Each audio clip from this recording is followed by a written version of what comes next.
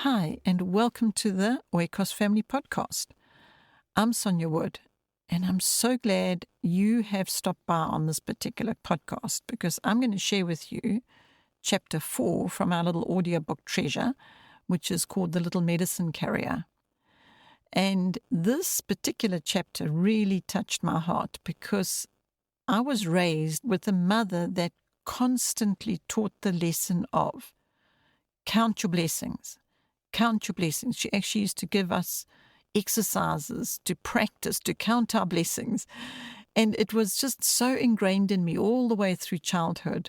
So when I heard this chapter, this particular chapter of George, the little boy in the story, learning the importance of counting one's blessings and not jumping to conclusions of things too quickly and having to suffer the consequences of that, but rather just to count your blessings. But he had to learn a lesson, a deep lesson, before getting to the place of experiencing the value of counting your blessings. So that's what this chapter is all about. Chapter 4 from The Little Medicine Carrier. This is a little audiobook. We've got a series of these. If you're wanting to listen to the whole book instead of waiting for the podcast and listening to it in pieces like that, you can do so because it's available wherever audiobooks are attainable to you. So if you want the entire book, you can get it that way. But for this particular episode, I'm going to leave here for you chapter 4 from The Little Medicine Carrier. Chapter 4. There was now hardly a day George didn't go to Myrtledene once or twice. Miss Beatrice was very sick. The long, tiring journey was too much for her. It took a long time for her to recover from its bad effects. Finally, she gained enough strength back to be able to take a ride through the courtyard in a reclining carriage. Once or twice George met her in the courtyard while he was delivering her medicine. Fido and George had become good friends by now, and the little dog recognized him immediately. Fido dashed from the side of his young lady's carriage and jumped up on George, licking his hand. At first George was afraid that it would upset Miss Beatrice because her dog had run to a stranger. Instead, she smiled kindly and seemed pleased that George had noticed Fido. The second time they met, she asked the driver to stop. She signaled George to come over and talk to her. "You and my little dog seem to have become quite good friends," she said in a very low, gentle voice. "Are you fond of dogs?" "Oh, I love them, ma'am," said George, and he bowed politely. "I thought so, because Fido doesn't pay attention to anyone who won't pet him. How come he knows you so well? Do you see him very much?" "I see him every day, ma'am, and sometimes twice a day." "Do you come here every day? What do you bring?" "I bring medicine, ma'am. I think it is for you," said George, as the colour rushed to his face. "I am afraid that I am a great deal of trouble to you. You must be very tired." "I am very strong," said the little boy. "It's not hard at all to walk to Great Church and back. Why, once I even walked all the way to Norton and back with my uncle." Miss Beatrice didn't know the neighbourhood very well. She guessed that it must be a very long way to Norton, because George seemed so proud of his accomplishment. "What is your name?" she asked. "George Wayland, ma'am. I'm the medicine deliverer for Dr. Bertram." When George said this, it was easy to see that he felt very important. He was needed very much in Northcliffe, in spite of his small size. "I envy you, George," said the young lady. "When I hear you talk about being able to walk so far without getting tired. I know it is very wrong to complain, because our Heavenly Creator knows what is best for each of us. It must be good for me to be afflicted, since He has sent this trial. However, I have longed to be able to run around like other children do. I have never known what it is like to walk just a little ways without getting tired." It surprised George when Miss Beatrice revealed that she envied him. He was only a poor boy who had to wait months and months to save up $2 for a blackbird's cage. She talked about being unable to run like other children. This made George remember the happy, free feeling he got from running and jumping with all his young strength. It made George very sad when he looked at the young lady's pale face as she sat in the carriage. "That's so sad," he said, almost in a whisper. Again that sweet smile came to Miss Beatrice's face. "Don't be so sad, George. It could have been far worse. I can't stop to talk any longer today," she added. "I will see you again soon, however, and then I will show you my pet birds." "I've already seen them once, ma'am," cried George. "They are beautiful. The 2 gentle doves and that wonderful green bird with the red beak." "You seem to have picked all of my favorites," she said. "Goodbye now." As she drove off, George took off his cap and made a low bow. "That is one of nature's little gentlemen," said Miss Beatrice to herself. "Nonsense," some of my readers may exclaim. "George Wayland isn't a gentleman. That's nonsense." Stop a moment. What is the real meaning of the word gentleman? A gentleman means one who is gentle, a gentle man. It means a kind, loving, sweet-tempered, polite, peaceful member of society. Whether rich or poor, it is within every man's power to earn this title. It's possible to be rich, wear fine clothes, and live in a fine house, yet not be a true gentleman. On the other hand, even poor people can be true Christian gentlemen. The poorest boy is as capable of being polite and kind. Both of these qualities show a gentle spirit. Whenever I travel through a village, the first thing I notice is how its boys and girls behave. It is a good sign when I see children taught to be polite and respectful to adults. A bow, handshake, or other common courtesy costs nothing. The child who, at an early age, makes it a habit to use these little marks of politeness has already gained one of the outward signs of a gentle upbringing. Don't ever forget that in Galatians 5:22, Paul speaks of gentleness as proof that God's Holy Spirit is dwelling in our hearts. After the first time George saw her, Beatrice only went outside a few times. The cold weather set in early that year, and Dr. Bertram said she must stay in the house until spring. She kept her promise to George, however. She sent for him one day while he was making his usual visit with her medicine. The little boy looked with wonder at all the beautiful things that surrounded Miss Beatrice. Her father had given her everything that money could buy, so her illness would be easier to bear. There were birds, flowers, pictures, and books.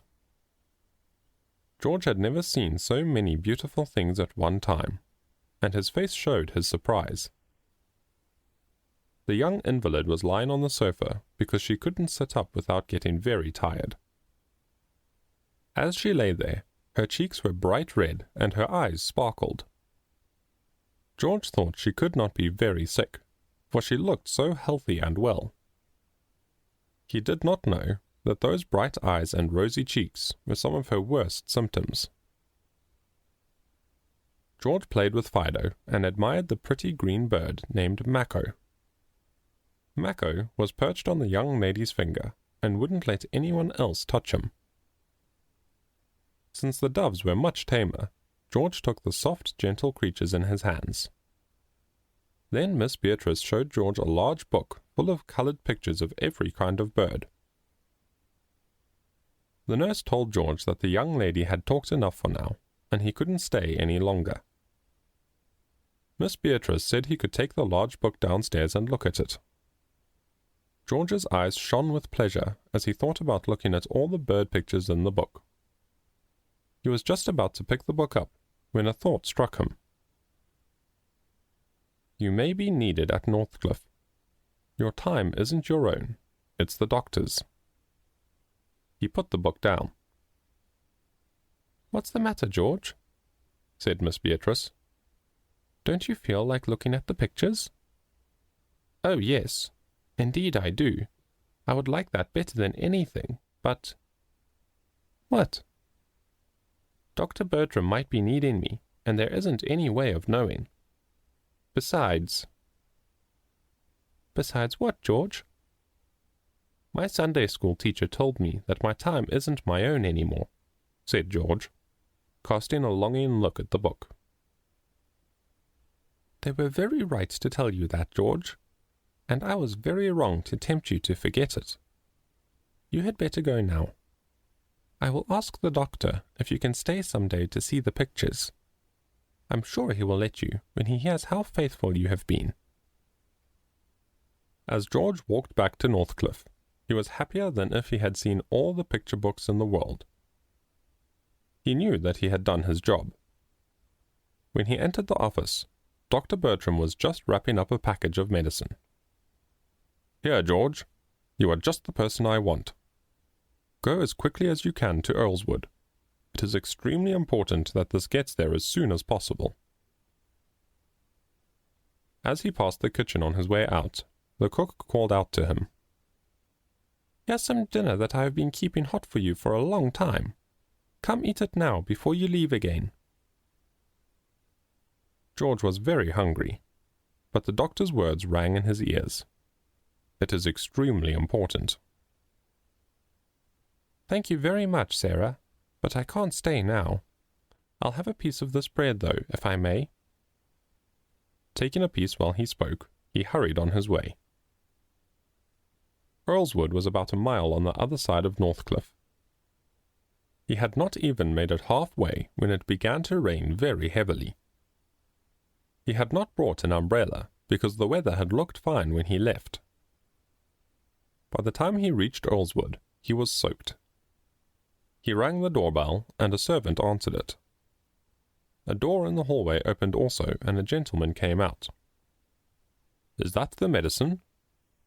Yes, sir, replied the servant. The gentleman walked towards George. Tell Dr. Bertram that I am thankful that he sent it so soon. Then, seeing that George was dripping from the rain, he added, Why did you come out on such a night without an umbrella? Please, sir, it wasn't raining when I left, and I walked very fast, because Mr. Bertram said you wanted the medicine right away. You are a good boy. Here's a dime for you. Now hurry back quickly and change your clothes. The gentleman took the medicine and rushed up the stairs. If he hadn't been in such a hurry, he would have seen the look on George's face. It was a look of pure delight after he gave him the dime. Now he had enough money to buy the blackbird's cage the very next day. He didn't care about the rain that beat down in his face all the way home. His mother always gave him some dry clothes to keep at Dr. Bertram's, in case of accidents. He changed out of his wet things and sat by the kitchen fire to eat his dinner. George looked like he was one of the happiest boys in Northcliffe. So, George, you like to look at pictures? Dr. Bertram said to him a few days later. Yes, sir, replied George, but he didn't know what the doctor meant. You're even more fond of doing your job, however. The little boy's face filled with color, because he understood what the doctor was referring to. I don't have anything in particular for you to do this afternoon, continued the doctor. If you would like to go over to Myrtledene, you can stay and have tea with Mrs. Mason. You don't need to come back any more tonight.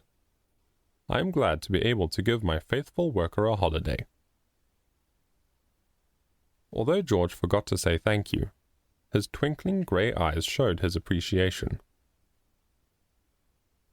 That was one of George Wayland's happiest afternoons. First he went home, put on his finest clothes, and asked his mother to get Nellie ready so she could go along. Mrs. Mason was always glad to see his sister, and George thought it would be a special treat for the little girl. Ever since that night when he had been in a bad mood, he had tried to be kinder. Since George was ready before his sister, he had time to play with his blackbird. It hung in a wicker cage above the cottage door, and it had already learned to whistle beautifully. It was getting very tame, and it would take food out of George's hand. That alone should show you how kind and gentle George was to the bird. One path to Greychurch led across some fields and through the woods. It was longer than the road, but since there was plenty of time they went that way. George liked the woods and fields most, because even though it was winter time, there was always something to find. He could find a pretty patch of dark green ivy, or the bright orange seeds of the wild iris. Nellie also liked the woods. George made a wreath of ivy for her hat. Then they played a game of hide-and-seek among the rocks in the woods. It was Nellie's turn to hide. George just began searching for her when he heard her whisper loudly from behind a mossy stone. "Be quiet, George. Don't make a sound. Come here, come here." "What is it, Nellie?" her brother answered in a quiet voice, as he reached the spot where his sister was hiding. "Look, George, over there in that yellow bush. There it is, just by that bunch of blossoms. It's a beautiful green bird with a red beak. I've never seen one like it before." "It's Mako," George whispered under his breath. Then he turned to Nellie and told her to sit quietly where she was. The next moment he was gently creeping through the bushes with his cap in his hand. Nellie did not know who Mako was, but she was an obedient child. She knew that her brother must have a good reason for telling her to be quiet. She did as she was told and sat watching him. He slowly crept toward the spot where the bird was perched. George got within a few yards of the yellow bush when the rustling noise alarmed Mako. He flew and landed on another yellow bush a short distance away. Several times George almost caught Mako, but he always flew away at the last moment. Sadly, George began to wonder if he would ever be able to catch the bird. Then he remembered that in his coat pocket he had some birdseed. He had been feeding his bird before he left home. He also remembered seeing Mako come to take seeds out of Miss Beatrice's hand. "Well, it won't hurt to try," thought George. He spread some of the seed on his hand and went as close to the bird as he could. Then, in his best imitation of Miss Beatrice's voice, he called, "Mako! Mako!" The bird bent his head to one side when he heard the familiar sound. George tried it again. Within a few minutes, he happily watched Mako sit on his wrist and pick away at the seeds in his hand. Then George gently took hold of it with his other hand. He scolded, "Naughty Mako! You won't escape again. I'm going to take you back to Miss Beatrice." Nellie was delighted when she saw her brother coming back with the bird. Now they had something more important to do than play hide-and-seek. They quickly started for Myrtledene. George took care not to let the bird fly away as they walked.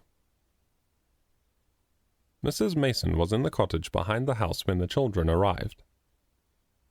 "Oh, George!" she cried as she came running out to meet them. "Such a terrible thing happened today. You know Miss Beatrice's pet bird, Mako? Well, a careless servant left the window open and it flew away." "What? Why, you mean you found it?" cried the lady. She glanced down from George's happy face to Mako's red beak, which was peeking out from under a handkerchief.